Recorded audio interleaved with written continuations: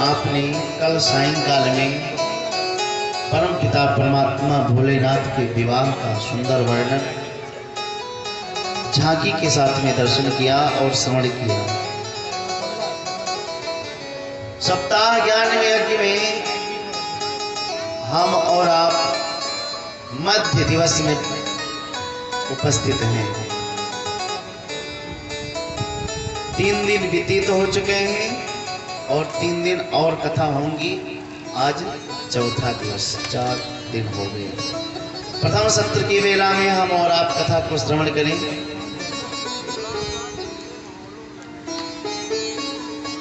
देखिए, किसी देवता विशेष का अपमान करके कोई यज्ञ नहीं करवाना चाहिए, अथवा किसी को अपमानित करने के लिए अनुष्ठान नहीं करवाना चाहिए। परिणाम क्या हुआ? दक्ष का तहस नहस और विनाश हुआ। आपके अंदर कितनी संपन्नता है, कितनी धैर्यता है, कब पता चलेगा? जब आप समाज से बाहर आओगे, समाज में रह करके और समाज की बात को सुन करके। कोई अपमान कर रहा है, सम्मान कर रहा है, इस पे ध्यान मत दो।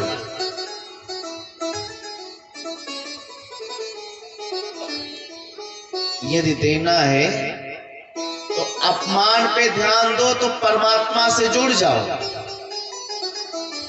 परमात्मा से जुड़ जाओगे तो अपमान भी परमात्मा से मिलने का कारण हो सकता है। परंतु यदि कोई अपमान कर दे तो आप भी उस अपमान करने को मत सोचिए। अरे, हो सकता है कि आपका हित हो उस अपमान में। ध्रुव जी महाराज की कथा को आप लोग सुने होंगे। अपमान से ही तो उनको परमात्मा प्राप्त हो गए। महाराज मनु की जो 3 बेटियां थी, उनकी कथा को आप सभी ने कल रात्रि में श्रवण किया। अब जो 2 बेटे हैं, प्रियव्रत और उत्तानपाद, तो पहले सबसे छोटे बेटे का चरित्र को सुनाया। जाये उत्तानपादस्य सुनीतिः सूर्यचिस्तयो। उत्तानपाद की 2 पत्नियां हैं, एक का नाम है सुनीति और दूसरे का नाम है सुरुचि। और अध्यात्म की दृष्टि से देखें तो हम और आप ही उत्तानपाद हैं। कैसे? मातृ के गर्भ में हम रहते हैं तो सर हमारा नीचे रहता है और पैर ऊपर रहता है, उल्टे टंगे रहते हैं। महाराज, हम लोगों के भी 2 पत्नियां हैं, एक मनमानी एक बुद्धिमानी।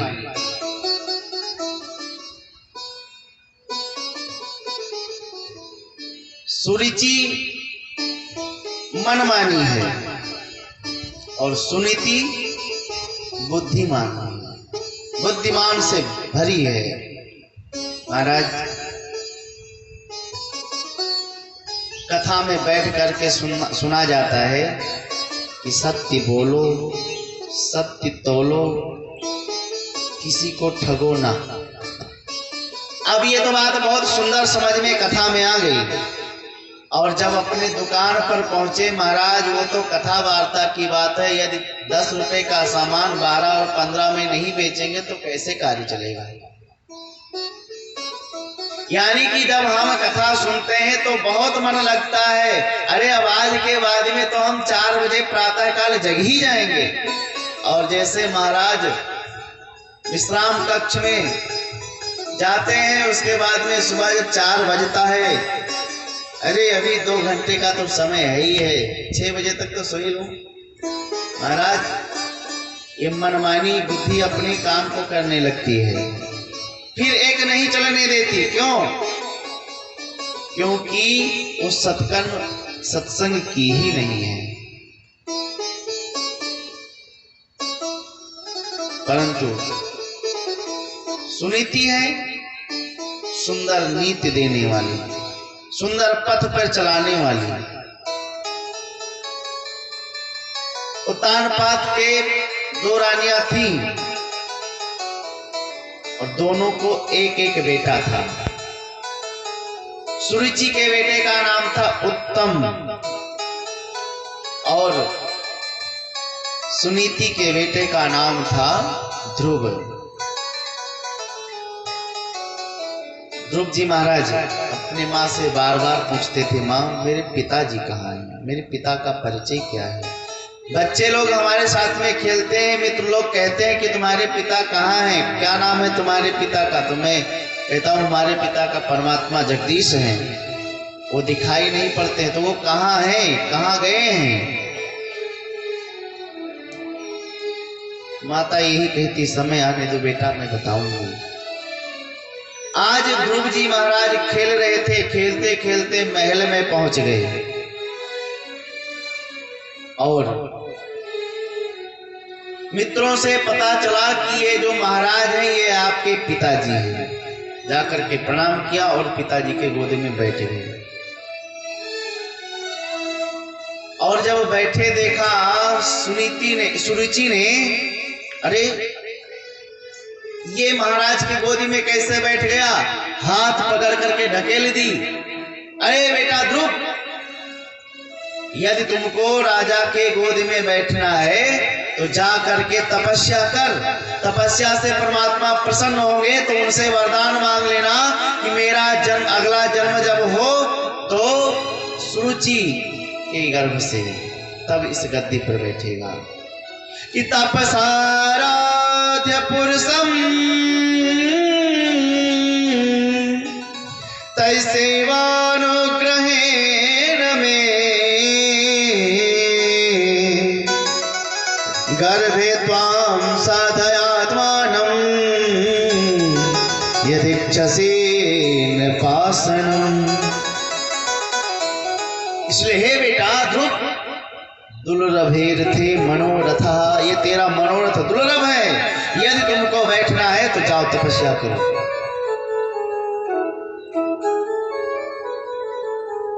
सुरुचि के इस शब्द ने भक्त और भगवान दोनों का अपमान कर दिया।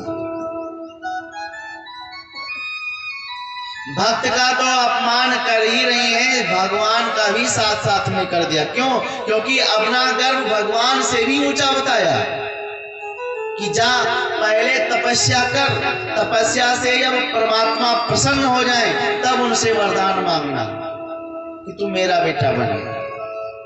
बताओ, यानी कि भगवान से बड़ा भी इनका उदर हो गया है, जो परमात्मा को ललकार रही हैं।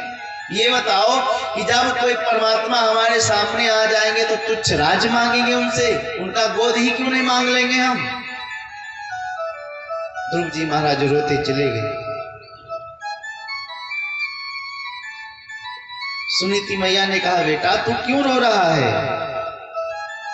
ज्यों का त्यों वृतांत बता दिया कि मैं पिताजी के गोद में बैठने गया था और माँ ने ये बात कही है, और वो तो आपको अभागन कही है। सुनीति मैया हंसने लगी, मुस्कुराने लगी। अरे बेटा, हम कब अपने आप को सौभाग्यशाली समझ रही हैं, हम तो अभागन नहीं हैं। अरे माँ, वो आपको बहुत खरी खोटी सुनाई है। बोले हम उसके योग्य हैं तभी तो सुनाया है उसने। जितनी बार ध्रुव जी महाराज कहते उन बातों का मैया अनुमोदन कर देती, हंसकर टाल देती। देखिए, जब हमारे अंदर सुंदर नीति आएगा तो किसी का दोष हमको दिखाई नहीं पड़ेगा। दोष तो तब दिखाई पड़ेगा जब हम अपनी मन इच्छा से करेंगे, अभिमान में ग्रसित रहेंगे, क्योंकि सत्संग नहीं करेंगे तब तक हमारे अंदर में दोष दिखाई पड़ेगा। अगर कोई मुझको सत्य भी कहता है तो भी ये प्रतीत होगा कि ये मुझको गलत रास्ते पे जाने के लिए बता रहा है। क्या कहा बेटा? वो तुमको अभागन का बेटा कहा। अरे मैं कब अपने आप को सौभाग्यशाली मानती हूँ। और यहाँ तक कि तुम्हारी माँ ने कहा कि परमात्मा के तपस्या करो। अरे बेटा, इस पथ से चूकना मत। क्यों? बोले हम तो तुम्हारे पिता का परिचय नहीं करा पाई, वो तो परम पिता का परिचय करा दिए। बेटा इस मार्ग से हटना मत और ये अवसर को खोना मत। क्या करें? बोले जाओ परमात्मा की खोज में जाओ, वो तो सर्वत्र है। परमात्मा को जहां से प्रेम से पुकारो वहीं प्रकट हो जाते हैं। अरे परमात्मा हम सबके मध्य में भी विद्यमान हैं, परंतु हमारे अंदर में उनको प्रकट करने की सामर्थ्य होनी चाहिए। सुनीति मैया ने कहा कि हरि व्यापक सर्वत्र समाना, प्रेम ते प्रगट होय मैं जाना। हरि व्यापक सर्वत्र समाना, प्रेम ते प्रगट होय मैं जाना। हरि व्यापक सर्वत्र समाना, प्रेम ते प्रगट होय मैं जाना। हरि व्यापक सर्वत्र समाना, प्रेम ते प्रगट होय मैं जाना। प्रेम ते प्रगट होय मैं जाना। प्रेम ते प्रगट होय मैं जाना। बेटा उनको ढूंढने की आवश्यकता नहीं है, प्रेम ते प्रगट होय जाना, तो उसे प्रेम से पुकारो। एक बात और है, परमात्मा प्रेम से ही मिलते हैं, निर्मल मन से मिलते हैं। यदि कहो अहंकार में, तो अहंकार में परमात्मा मिलने वाले नहीं हैं।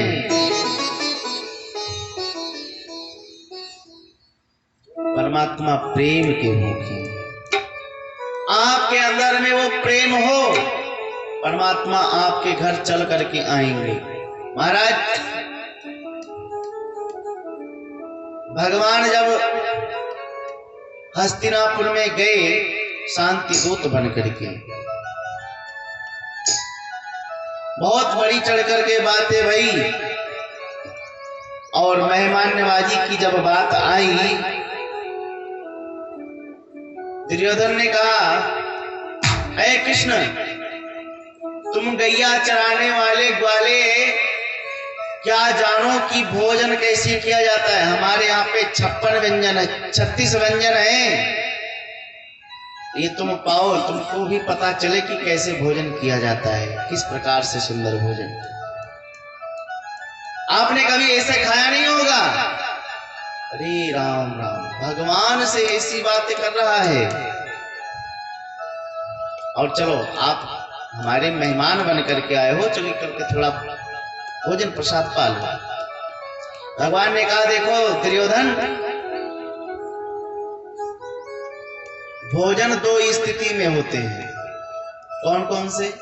या तो हमारे अंदर में बहुत भूख लगी हो कि भोजन के बिना आप रह नहीं सकते, अथवा तुम्हारे अंदर प्रेम है। अगर तुम्हारे अंदर प्रेम है, भूख ना भी है, फिर भी 2 रोटी खाया जा सकता है। प्रेम। बोले आप यहाँ पे हम निमंत्रण नहीं स्वीकारते हैं। क्यों?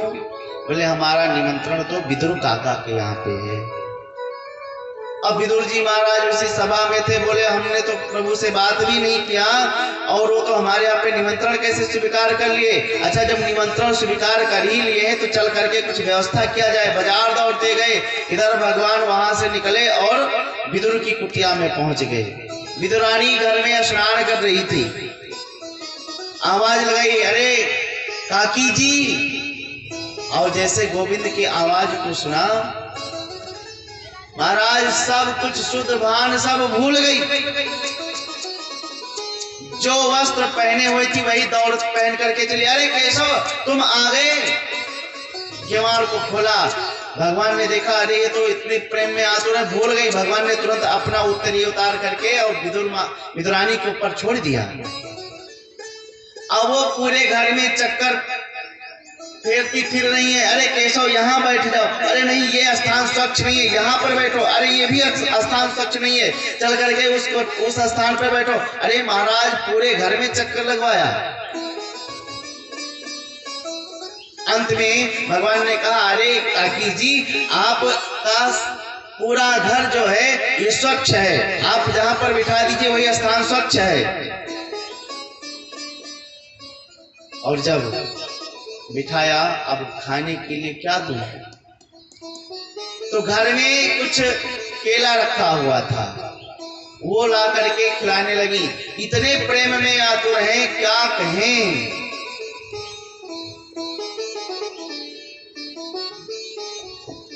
महाराज केले को छीलती हैं, गूदा नीचे गिरा देती हैं, छिलका भगवान को खिला रहे।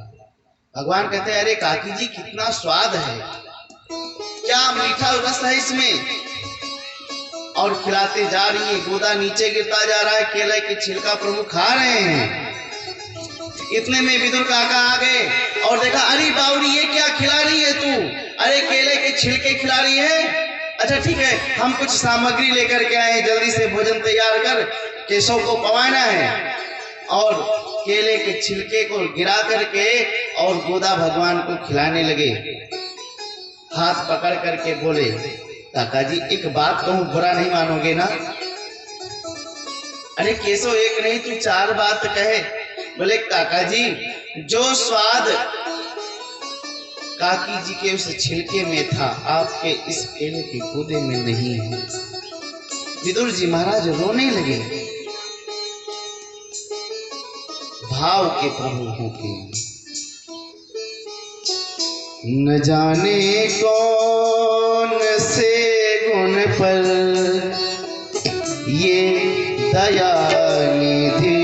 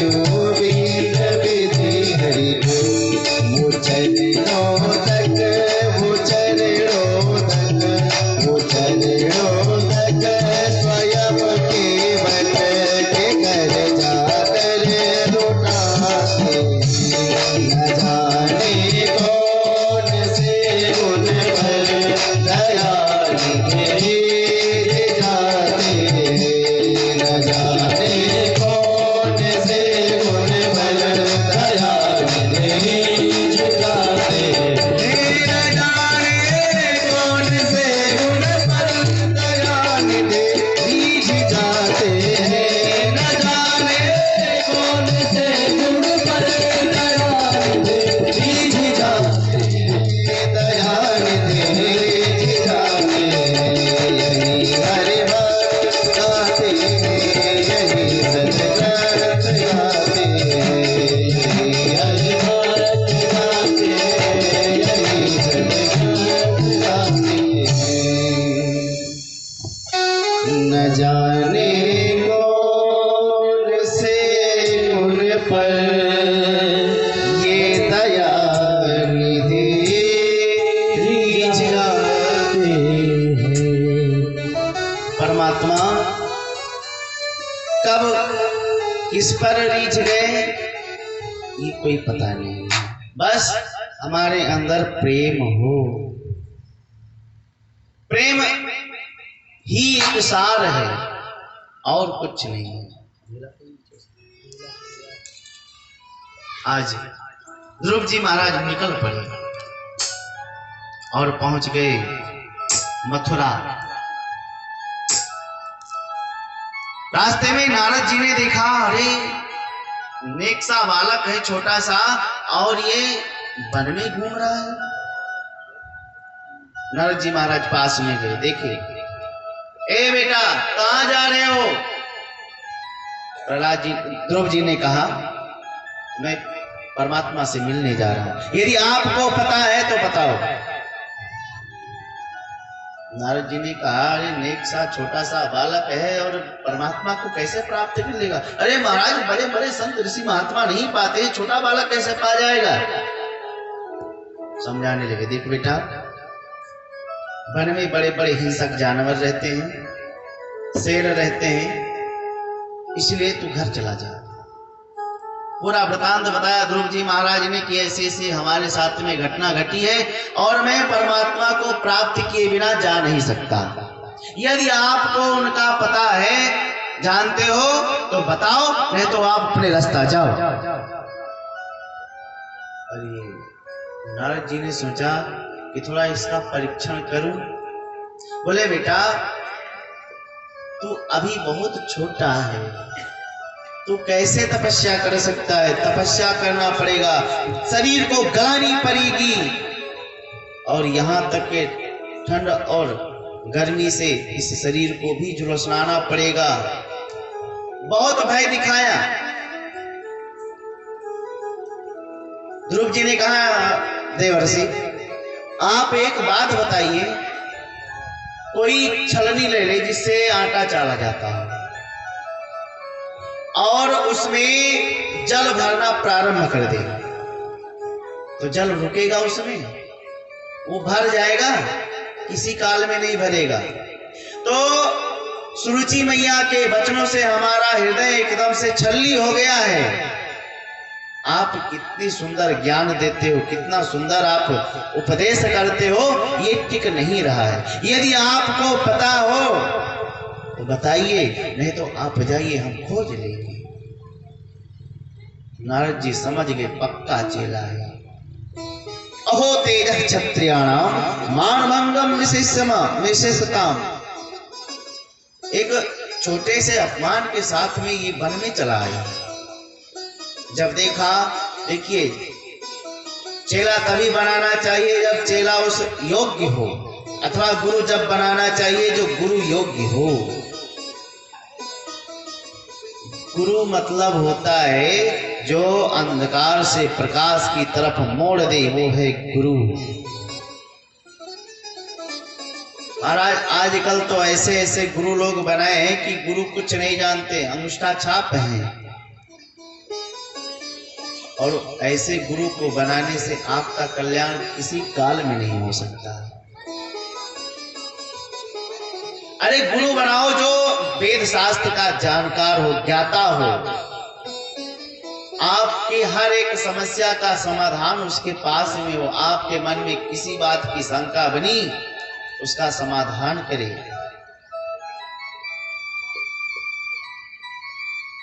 नारद जी ने जब देखा चेला पक्का है तो कान में मंत्र फूंक दिया, 12 अक्षर मंत्र। इस मंत्र का गायन नहीं होता, मंत्र का मतलब होता है मनना जायते त्रायते इति मंत्र। जो मन में मनन किया जाए, मन में बोला जाए, वो मंत्र है। इसको देखिए, 2 मंत्र ऐसे हैं जिसको बोला नहीं जाता है। एक तो गायत्री मंत्र है जो वायरलेस में नहीं बोला जाता है, वेद का सुंदर मंत्र है, और एक 12 मंत्र है, परंतु अब इसको लोग बोल देते हैं। 12 मंत्र दिया, ओम नमो भगवते वासुदेवाय। जाओ मधुबन में जाकर के और तपस्या करो, वहीं पर नेम बहुत कड़ा है। मधुबन में पहुंचे, यमुना जी में स्नान किया और लग गए समाधि में, तपस्या करने लगे। नियम देखिए, पहले 3 दिन में एक बार क्या बोले, फल का आहार करते हैं। तिराक्रांते तिरातांते कपित्यम बद्रासनो। जब 1 महीना ऐसे चला महाराज, जब दूसरा महीना लगा तब नियम और कड़ा कर दिया। 6 दिन में एक बार क्या बोले, सिर्फ जल का आहार करते हैं। जब 2 महीना व्यतीत हुआ, तीसरा महीना लगा, नियम और कड़ा कर दिया। 9 दिन में एक बार सिर्फ सूखे पत्ते खाते हैं। जब महाराज चौथा महीना लगा और गजब कर दिया। 12 दिन में द्वादशे मासे 12 दिन में 12 दिन में एक बार वायु का आहार करते हैं। ये यौगिक क्रियाएं हैं, वायु आहार करके भी व्यक्ति जीवित रह सकता है। और जब महाराज 5वां महीना लगा, नेम तो इतना कड़ा कर दिया महाराज, अपनी श्वासें को रोक दिया और यहाँ प्राणायाम चढ़ाया कि चराचर की जितनी प्रकृति थी सब अपने स्थान पर रुक गई। विशाल पहाड़ जो थे, पत्थर ये पिघलने लगे, नदियां अपने स्थान पर के द्रवित हो गई, वो पाषाण हो गई। देवता लोग सब घबरा गए, भगवान के पास में गए, प्रभु मेरी रक्षा करो। किससे बोले, मुझे नहीं पता है, नैवं विदामा भगवान प्राणबोधम। भगवान मुस्कुराते हुए बोले, चिंता मत करो, घबराओ मत, मेरा ही भक्त है उत्तानपाद का पुत्र ध्रुव, उसका जो आत्मा है वो हम में समा गई है, इसलिए अब घबराओ मत। और आज भगवान मधुबन की तरफ दौड़े तो दर्शन देने के लिए नहीं, दर्शन करने के लिए दौड़े हैं। और भगवान पहुंचे, आवाज दी, बेटा ध्रुव, परंतु ये समाधि में है। भगवान ने तुरंत अपनी चतुर्भुज छवि हृदय में उनके दिखाई, और जब देखे मन में प्रसन्न हुए, तुरंत भगवान ने त्रोहित कर लिया और जैसे छवि को गायब किया, हड़बड़ा करके ध्रुव जी महाराज जगे। और जब जगे, आंख खुली तो क्या हुआ, जो भीतर दर्शन कर रहे थे वो सामने चतुर्भुज धारण करके प्रकट हैं। बोले विष्णु भगवान की जय। अब ध्रुव जी महाराज क्या करें, दंडवत प्रणाम किए। अरे राम राम, माता जी से तो हमने सब कुछ पूछ लिया था, एक चीज पूछना भूल गया। क्या कि जब परमात्मा प्रकट होंगे तो स्तुति कैसे करेंगे, क्योंकि मुझे तो कुछ पता है नहीं, ज्ञान तो है नहीं, तो स्तुति कैसे करेंगे। अब एक भगवान को एक दृष्टि देखते, उसके बाद में बगल देखते। अब मैं क्या करूं, ना पुष्प है ना कोई मंत्र याद है। भगवान जैसे समझ गए, तुरंत भगवान ने अपने शंख को कपोल से स्पर्श कराया। महाराज जैसे स्पर्श कराया, ध्रुव जी महाराज को वाक शक्ति आ गई। वेद वेदांत उपनिषद गीता सब कंठस्थ हो गया। यही तो कहते हैं यदि परमात्मा की कृपा हो जाए तो मूकम करोति वाचालम पंगुम लंघयते गिरिम।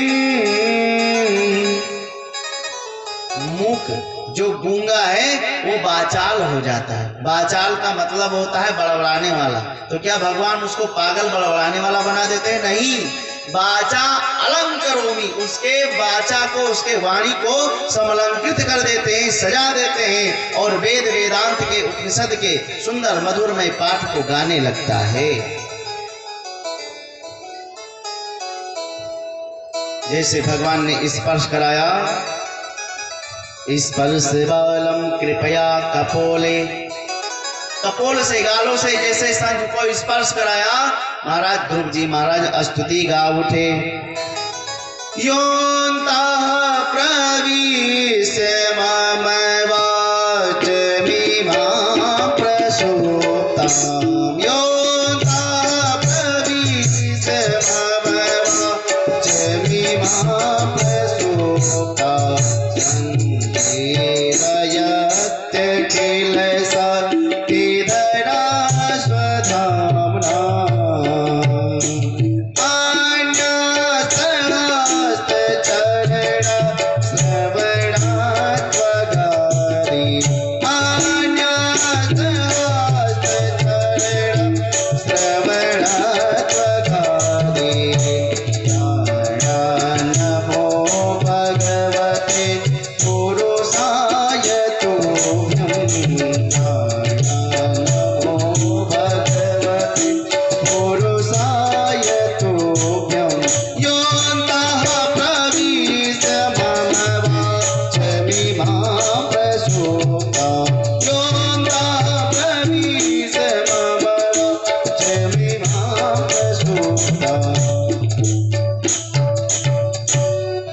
बहुत सुंदर स्तुति की। हे प्रभु, योऽन्तः प्रविश्य, आप ही हमारे हृदय में प्रविष्ट हो गए हो। मम वाचमिमां प्रसूप्तां, ये मेरी जो वाचा, मेरी वाणी है ना, ये सो गई थी। आपने मानो इसमें संजीवयत, आपने इसमें संजीवनी बूटी भर दिया। ये मेरी वाणी अमृत के समान हो गई। अन्यास्त हस्त चरणस्थ व्रतवगारी, प्रभु ये हमारे हाथ हैं, पैर हैं, कान हैं, आंख हैं, जो भी कुछ शक्ति है, अखिल शक्ति धरा स्वधामना। प्रभु ये तो आप ही का सब कुछ है, आप ही देते हो, आप ही ले लेते हो। कान है हमारे, यदि आपकी कृपा हट जाए तो सुनना बंद हो जाता है। आपकी कृपा यदि नहीं है तो आंख तो दिखती है परंतु इससे दिखाई नहीं देता। हाथ पैर सब हैं परंतु ये उठ नहीं सकते। अन्यास्त हस्त चरण स्त्रवत्वगादी। और हे प्रभु आपको प्रणाम है। प्राणा नमो भगवते पुरुषाय तुभ्यम। भगवान ने खूब भगवान की स्तुति की और अंत में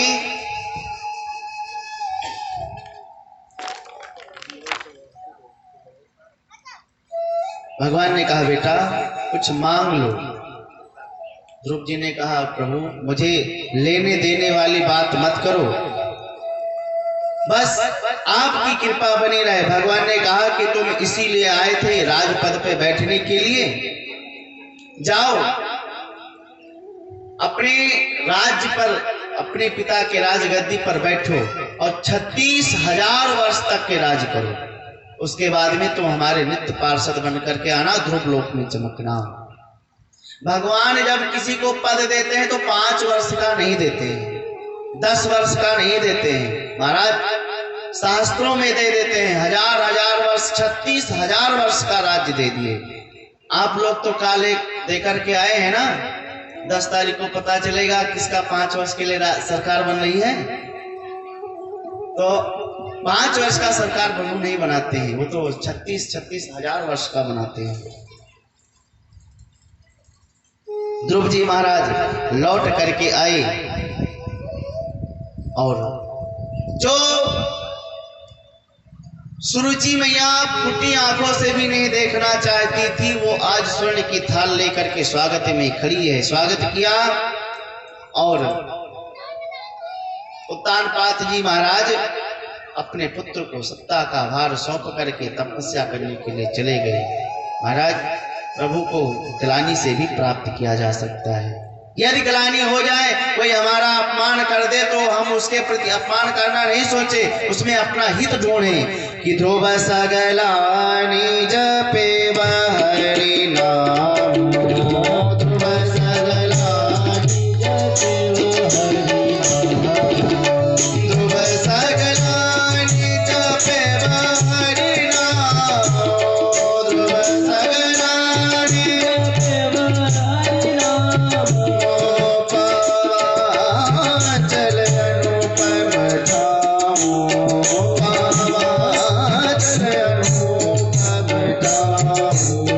ध्रुव सगलानि जपे हरि नाम, ध्रुव सगलानि जपे हरि नाम, जपे हरि नाम। महाराज, ग्लानि से भरे ध्रुव जी महाराज ने भगवान को प्रकट कर लिया। 5 वर्ष की आयु में, बताओ, जब 5 वर्ष की आयु में ध्रुव जी महाराज प्राप्त कर सकते हैं, तो महाराज हम लोग 20 वर्ष के, 40 वर्ष के, 60 वर्ष के अवस्था में क्यों नहीं प्राप्त कर सकते? हमारे अंदर वो साधन नहीं है, और सब कुछ तो है, क्यों नहीं है साधन? भगवान के यहाँ पर कोई प्रतिबंध नहीं है। आप छोटे हैं अथवा बड़े हैं, आप यदि सत्कर्म करोगे तो आपका निश्चित रूप से कल्याण होगा।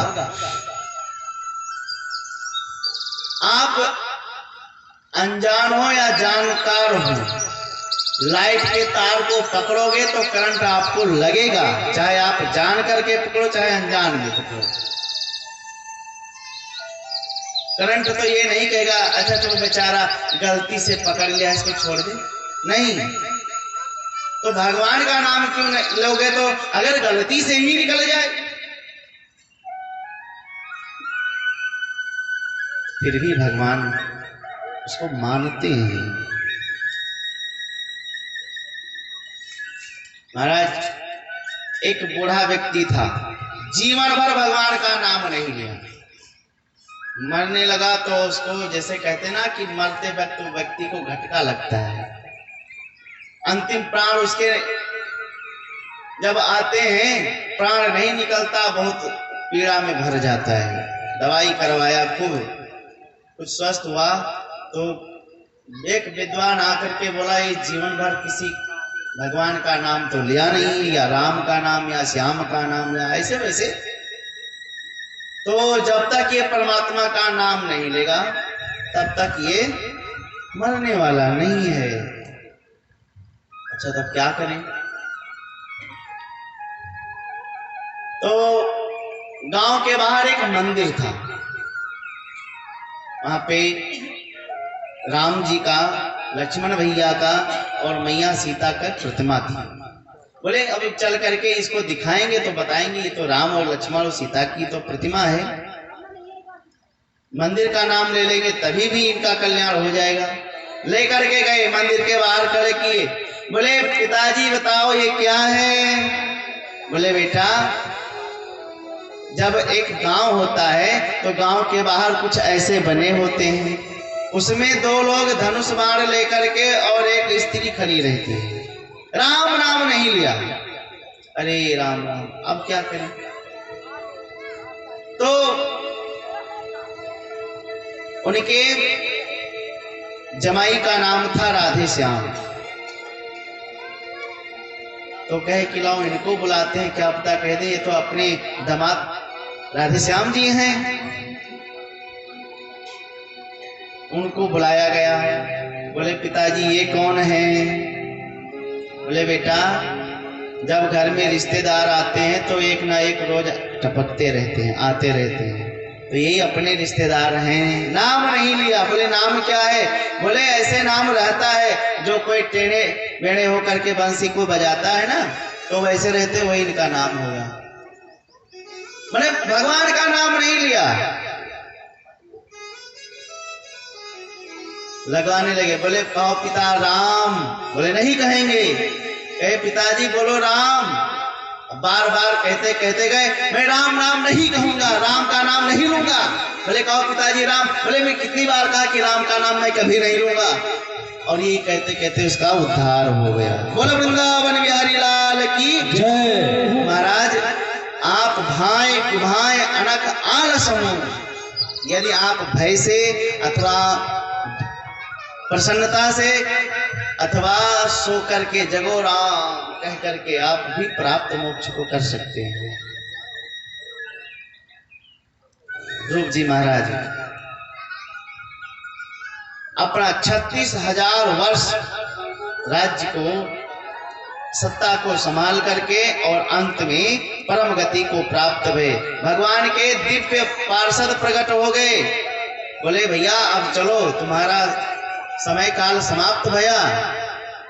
पार्षद लोग जैसे भगवान ध्रुव जी को लेकर के चले, मृत्यु देवता प्रकट हो गए। महाराज कहाँ जा रहे हो? ये मृत्यु लोक है, सदैव कोई नहीं जा सकता। तुरंत मृत्यु देवता को बुलाए, रथ के पास में बिठाए और मृत्यु के सर पर पैर रख करके जा करके विमान में बैठ गए। मृत्योर मूर्धनि पदम दत्वा आरोहाद्भुतम गृहम। मृत्यु के सर पर पैर रख करके ध्रुव जी महाराज चले गए। इधर ध्रुव जी महाराज के वंश में आगे चल करके महाराज अंग हुई। अंग महाराज बड़े धर्मात्मा, परंतु इनके यहाँ पे इनका बेटा निकल पड़ा नास्तिक बैन। महाराज बैन जब थोड़ा बड़ा भया, उत्पात करने लगा, धर्म पर कुघात करने लगा। अंग महाराज तो इतने परेशान हुए कि अपने गांव के ही एक तंद्रा में जाकर के छुप गए।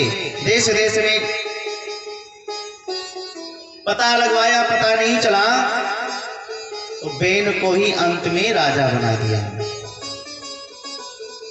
और जैसे बैन राजा बना ना, तो तुरंत उसने नियम पारित कर दिया। क्या कि न यष्टव्यम न दातव्यम न होतव्यम द्विजः क्वचित् इति न्यायार्थम भेरी घोषेण सर्वशः। ना कोई तप करेगा, ना कोई दान करेगा, ना कोई जप करेगा, ना कोई धर्म अनुष्ठान कार्य करेगा। अरे राम राम, धर्म पर तो प्रतिबंध लगा दिया।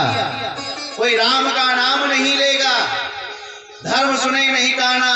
जो राम का नाम ले लेगा उसको राज्य से निकाल दिया जाएगा। अरे तुम सबको पता नहीं है, राजा ही तो परमात्मा का स्वरूप होता है।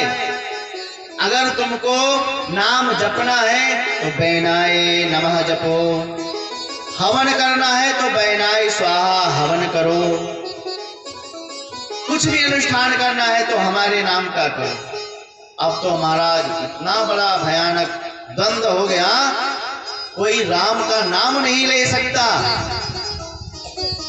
साधु संत विचार करने लगे कि अब क्या करें। आई समझाने लगे, बेटा देखो परमात्मा की सत्ता है, परमात्मा की प्रकृति में हाथ नहीं लगाना चाहिए। और रहा नाम राम का, और तो वो तो परमात्मा है, वो तो सर्वत्र है। वेदिष्टि व्याप्नोति सकलम जगत, कण कण में है, अणु अणु में है। लेकिन तो आप नास्तिक को कितना भी समझाओ तो समझ में नहीं आ सकता। हाँ, नास्तिक को संत बहुत सुंदर समझा देते हैं। एक पढ़ा लिखा व्यक्ति था, बहुत तार्किक था, बहुत तर्क कुतर्क करता था। जिससे पूछता, बोले परमात्मा कहाँ है? परमात्मा होते हैं क्या? परमात्मा तो होते ही नहीं है, तुम लोग नाथ सितवारी में माला लेकर के जपते रहते हो। सीधे साधे आदमी बात को मान लेते और कुछ नहीं बोलते। एक महात्मा के पास में पहुंचे। महाराज, ये क्या राम राम रटे हो? आपने कभी परमात्मा को देखा है? कैसे हैं? कहां पर है? यदि है तो दिखाओ। बोले बेटा, परमात्मा के सत्ता पर, परमात्मा के ऊपर संदेह नहीं करना चाहिए। समझाने लगे। बोले आप देखिए, ये आधुनिक का जमाना है। जब तक एग्जाम्पल नहीं होगा तब तक हमको पता नहीं चलेगा। कोई प्रमाण दो, ठोस प्रमाण दो। अब महाराज संत बोले बेटा पास आओ। पास में गया, खींच करके एक तमाचा जड़ दिया उसके गाल पर। अरे महाराज, आपने हमको मार दिया। बोले हाँ। बोले महाराज, तुमको दिखाई नहीं पड़ता कितनी जोर से दर्द हो रहा है यहाँ पर? बोले दर्द कहाँ दिखाई पड़ रहा है, हमको दिखाओ। बोले महाराज, यहाँ बोले तो तुम्हारा गाल है ये, दर्द दिखाओ, दर्द कहाँ पर है? बोले महाराज, दर्द कोई दिखाने वाली चीज है? बोले वही तो मैं बता रहा था कि भगवान कोई दिखाने वाली चीज है। तो महाराज, ऐसे कुतर्की को तो संत ही समझा सकते हैं। संत लोग आए, बेन को समझाने लगे। बेन संतों को गाली देने लगा। तो संत ने एक बड़ी जोर से ओंकार बनी, हन्यताम ऐसा पापा पतित दारुणः। जैसे खूब जोर से हुंकार भरी कि उस हुंकार से बेन गिरा धराम से समाप्त हो गया। अरे राम, हम तो इसको सुधारने आए थे तो सुधार गया, अब क्या करें? तुरंत बेन के ही अंग का मंथन करने लगे। मंथन करते करते एक ठेंगना छोटा सा प्रकट भया। बोले किंग करोमि, मैं क्या करूं? इतना काला कलोटा था। बोले निषीद, तू बैठ जा। और वहीं से निषाद की उत्पत्ति हो गई। बोले ये तो राजा के लायक है नहीं, राजा को तो अद्भुत होना चाहिए, दिव्य होना चाहिए। पुनः जब मंथन किया दोबारा, तो महाराज दिव्यमान पुरुष प्रकट हो गया। महात्माओं का बहुत सुंदर स्वभाव है, और जैसे देख के प्रसन्न हो गए। उनके हाथों में दिव्य आयुध था, शंख चक्र का निशान अलौकिक दिखाई पड़ रहा था। और प्रकट हुए, मंथन से प्रकट हुए पृथ्वीनाथ, और इनका नाम पड़ गया पृथु। बोले पृथु भगवान की जय हो। और तुरंत इनका राज्याभिषेक कर दिया। और पृथु महाराज ने जब सिंहासन स्वीकार किया तो प्रजा लोग, बंदी जन सब गदगद होकर के महिमा को गाने लगे, बिरदावलियां गाने लगे। पृथु जी ने कहा, अरे सुनो सुनो, राजा बनने की देरी नहीं हुई और हमारे महिमा को गाने लगे। और जब पहले ही जिंदाबाद के नारे लगा दोगे तो काम क्या करेगा भाई? वो तो जिंदाबाद हो गया। बोले महाराज क्या करें, हम लोग भूखों मर रहे हैं। क्यों? खेती नहीं कर रहे हो, कार्य नहीं कर रहे हो? बोले महाराज करता हूं, परंतु कुछ उपज नहीं होती है। अच्छा, तुरंत पृथ्वी को आदेश दिया, वसुंधरा को आदेश दिया, लेकिन धरती नहीं आई, पृथ्वी ने नहीं सुना। तो पृथ्वी जी महाराज कुपित हो गए। वसुधे त्वाम अविज्ञाया मक्षासन परिमुखीम भगम महर्षि यादृक्षे नदे तिंगो योस्वाम। अरे तुमने हमारे वचनों का उल्लंघन किया, मैं अभी तुम्हारे इस धरा को खंड खंड कर देता हूं। धरती मैया कप गई, त्राहिमाम करके, और प्रकट हो गई गौ का रूप धारण करके।